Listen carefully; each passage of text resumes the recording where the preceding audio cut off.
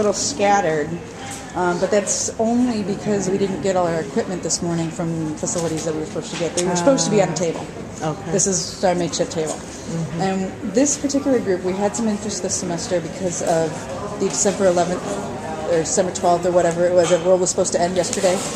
So they wanted to look at, this class wanted to look at some of the predictions with, in terms of the zombie apocalypse, right? Which I decided wasn't biology, so we came up with something that was a little more biology.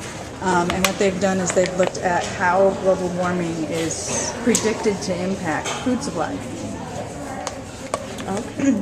And so they've got maps showing different climate regions where food is produced, where climate change is expected to have precipitation impacts.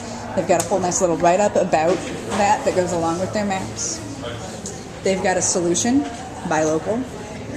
Then they've produced flyers that the students can take home with them learn about. Is that computer aid? Yep.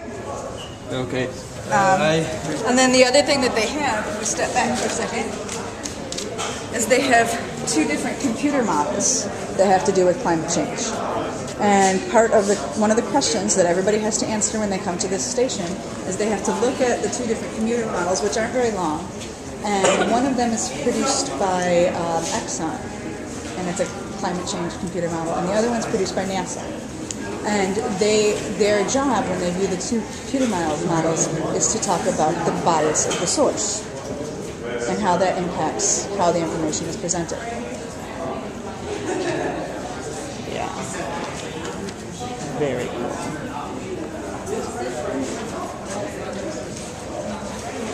Very cool. And then our last... I'm going to get these guys. Yep. Our last presentation was about nutrition.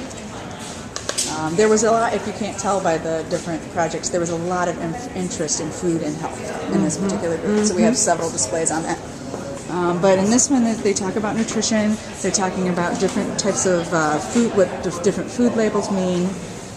They've given information on different essential nutrients, where they can be found, what things are high in fat, low in fat, naturally, things that are naturally high in protein, low in protein, high in certain vitamins. They've talked about, on the left side of their board here, they have all sorts of different vitamins and what those vitamins are used for in the body. And then the essential nutrients on the right and what those are used for in the body. And then in the center, they have a thing saying how many calories you should have if you are a certain weight. And then from that, they've calculated. My husband already grabbed one of these last night when I was grading these and put it in his wallet. But from that, they've calculated based on a 2,000 calorie a day diet. This is the standard that you see on the back of every box. Okay. Like, where is it? I don't even see it on here. But most boxes have it. And what they did is they just took Excel and did a proportion and figured out, well, if you need 2,200 calories, how much should you have? Okay. And these are meant to be, see it says take one, these are meant to be little wallet cards that anybody can take so that you can monitor.